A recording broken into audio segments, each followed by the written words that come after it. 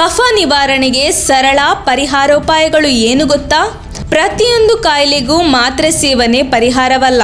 ಕೆಲವರು ಸಣ್ಣ ನೆಗಡಿ, ಶೀತ, ಕೆಮ್ಮು ಆದರೂ ಮಾತ್ರೆ ನುಂಗಿ ಸುಲಭ ಪರಿಹಾರವನ್ನು ಪಡೆಯಲು ಮುಂದಾಗುತ್ತಾರೆ. ಆದರೆ ಅತಿಯಾದ ಮಾತ್ರೆ ಸೇವನೆ ಕೂಡ ನಮ್ಮ ದೇಹದ ಆರೋಗ್ಯಕ್ಕೆ ಉತ್ತಮವಾದುದಲ್ಲ. ಮಾತ್ರೆಗಳ ಸೇವನೆಯ ಸಂಪ್ರದಾಯ ಬರುವ ಮೊದಲು ನಮ್ಮ ದೇಶದಲ್ಲಿ ನಾಟಿ ವೈದ್ಯಕೀಯ ಹೆಚ್ಚಿನ ಸಂಖ್ಯೆಯಲ್ಲಿ ಪ್ರಚಲಿತದಲ್ಲಿತ್ತು. ನಮ್ಮ ಪ್ರಕೃತಿಯಲ್ಲೇ ಎಷ್ಟೋ ರೋಗಗಳಿಗೆ ಮದ್ದುಗಳಿವೆ. ಹಾಗಾಗಿ ಪ್ರಕೃತಿದತ್ತವಾಗಿ ಮದ್ದನ್ನು ಸೇವಿಸುವ ಮೂಲಕ ನಮ್ಮ ಆರೋಗ್ಯವನ್ನು ಸುಸ್ಥಿತಿಯಲ್ಲಿಡಬಹುದಾಗಿದೆ. ಇಂದು ನಾವು ಕಫದ ಸಮಸ್ಯೆಗೆ ಪರಿಹಾರ ಏನು ಎಂಬುದನ್ನು ತಿಳಿದುಕೊಳ್ಳೋಣ.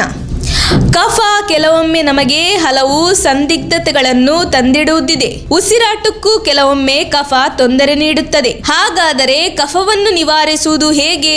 ಅದಕ್ಕೆ ಪ್ರಕೃತಿದತ್ತವಾಗಿ ನಾವು ಹೇಗೆ ಚಿಕಿತ್ಸೆ ಮಾಡಿಕೊಳ್ಳಬಹುದು? ಬನ್ನಿ ನೋಡೋಣ.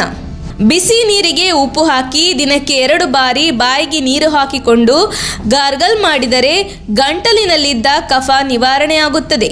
ಉಪ್ಪು ಮತ್ತು ಬಿಸಿ ನೀರು ಕಫ ನಿವಾರಣೆಗೆ ಹೆಚ್ಚು ಪರಿಣಾಮಕಾರಿಯೂ ಆಗಿದೆ. ಕೊರೋನಾ ಸಂದರ್ಭದಲ್ಲಿ ಬಹುತೇಕ ವೈದ್ಯರು ಇದೇ ಟಿಪ್ಸ್ ಅನ್ನು ನೀಡುತ್ತಿದ್ದಾರೆ. ಕಫವನ್ನು ದೂರ ಇಡುವ ಇನ್ನೊಂದು ಪ್ರಮುಖ ವಸ್ತು ಎಂದರೆ ಲಿಂಬೆಹಣ್ಣಿನ ರಸ.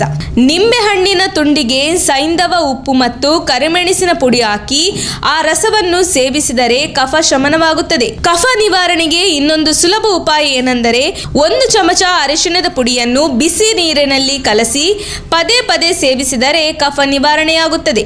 ಕರಿಮೆಣಸು ಕೂಡ ಕಫ ನಿವಾರಣೆಯಲ್ಲಿ ಪ್ರಮುಖ ಪಾತ್ರ ವಹಿಸುತ್ತದೆ.